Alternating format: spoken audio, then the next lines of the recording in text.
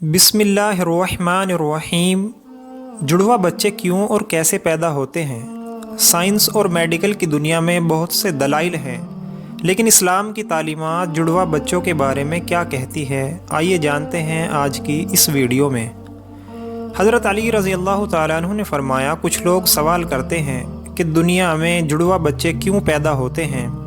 कुछ लोग बोलते हैं कि अगर औरत ताकतवर हो, मजबूत हो तो ऐसी औरत के घर जुड़वा बच्चे पैदा होते हैं। वहीं पर कुछ लोग बोलते हैं कि अगर मर्द मजबूत हो और ताकतवर हो तो ऐसे मर्द के घर भी जुड़वा बच्चे पैदा होते हैं। आज हम आपको हज़रत अली रज़ी अल्लाह तआला अन्हु के हवाले से ऐसी बात के बारे में बताने वाले हैं कि जुड़वा बच्चे कब और क्यों पैदा होते हैं।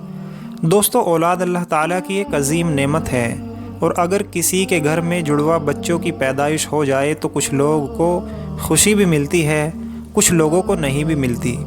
कुछ औरत और मर्द जुड़वा बच्चों की पैदाइश के ख्वाहिशमंद होते हैं, मगर जुड़वा बच्चों की पैदाइश को लेकर हमारे मुआशरे में न जाने कितनी बातें बनी हुई हैं। कोई कहता है कि अगर औरत मजबूत हो तो जुड़वा बच्चे पैदा करती है। वहीं पर कोई कहता है कि अगर बीवी के साथ बार बार हम बिस्तरी की जाए तो फिर जुड़वा बच्चे पैदा होते हैं।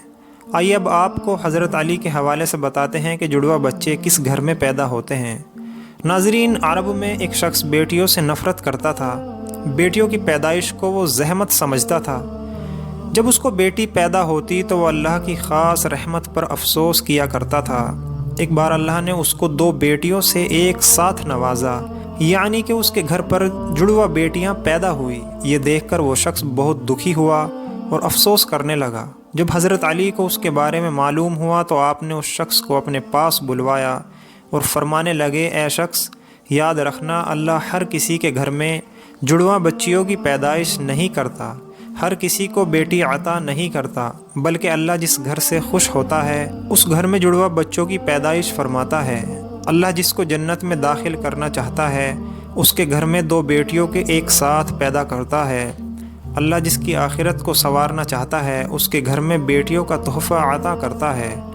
और मैंने अल्लाह के रसूल सल्लल्लाहु अलैहि वसल्लम से सुना है कि जिस इंसान ने अपनी बेटियों की अच्छी तरह परवरिश की, उनकी शादियां की, तो अल्लाह ताला ऐसे इंसान पर जन्नत को वाजिब कर देता है।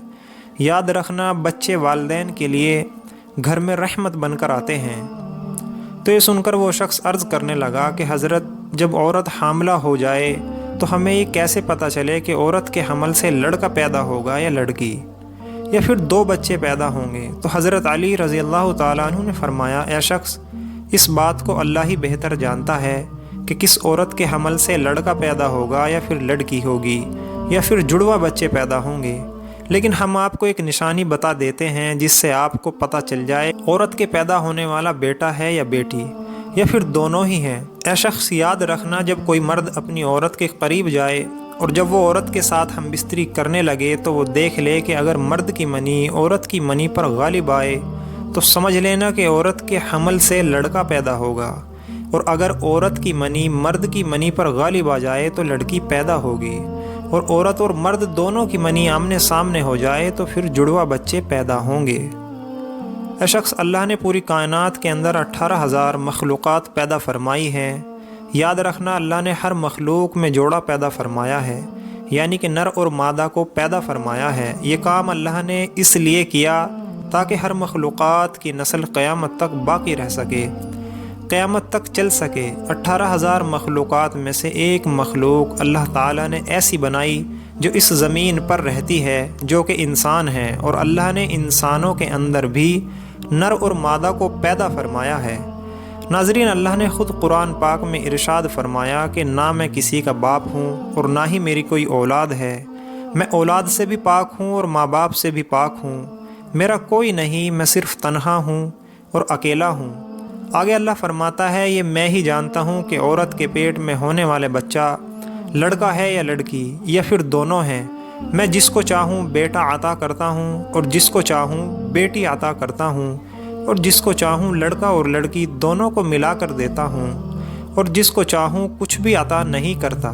हाज़रीन मजलिस में से एक शख्स खड़ा हुआ कर अर्ज़ करने लगा, या हज़रत अली, मेरा बच्चा सेहतमंद नहीं रहता, हर वक्त वो रोता रहता है, मैं क्या करूं? तो हज़रत अली रज़ी अल्लाह तआला अन्हु ने फरमाया, ऐ शख्स, تم اپنی عورت سے کہو کہ وہ اپنے بچے کو اپنی بائیں طرف سے سلائے اور اس کے ماتھے پر ایک دفعہ سورہ فاتحہ پڑھ کر ہر روز دم کر دے، کیونکہ بچہ جب اپنی ماں کے پیٹ کے اندر ہوتا ہے تب وہ ماں کے دل کی دھڑکن کو سن کر سکون محسوس کرتا ہے، مگر جب وہ ماں کے جسم سے جدا ہوتا ہے تو وہ آواز سنائی نہیں دیتی، اس لیے وہ بے چین ہو کر اٹھتا ہے اور خود کو اکیلاپن محسوس کرتا ہے اور وہ روتا رہتا ہے۔ اس لیے اگر عورت بچے کو اپنی بائیں طرف سلائے گی تو وہ ماں کے دل کے قریب رہے گا اور دل کی دھڑکن محسوس کرتا رہے گا اور سکون سے سوتا رہے گا۔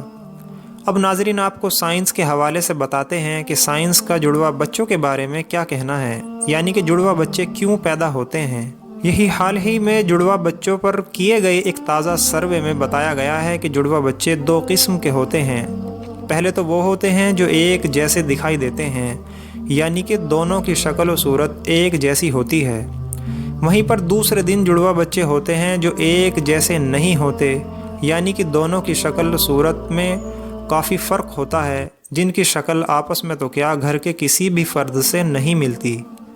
جڑواں بچے پیدا ہونے کی اس سروے میں سب سے بڑی وجہ یہ بتائی گئی ہے، جس عورت کا باڈی ماس انڈیکس بڑھ جاتا ہے اس کے جڑواں بچے پیدا ہوتے ہیں۔ اس سروے میں پایا گیا ہے کہ جن عورتوں کا باڈی ماس انڈیکس 20 یا اس سے زیادہ ہو جاتا ہے تو پھر ایسی عورت کے جڑواں بچے پیدا ہونے کے امکان کافی حد تک بڑھ جاتے ہیں۔ اس کے علاوہ اس سروے میں دوسری وجہ یہ بتائی گئی کہ اگر آپ کے گھر میں یا آپ کی فیملی میں کسی کے جڑواں بچے پیدا ہوئے ہیں تو پھر آپ کو بھی جڑواں بچے پیدا ہونے کے امکان بڑھ جاتے ہیں۔ وہیں پر اگر آپ کی بیوی یا آپ کا شوہر جڑواں ہیں تو پھر آپ کو بھی جڑواں بچے پیدا ہونے کے امکان ہوتے ہیں۔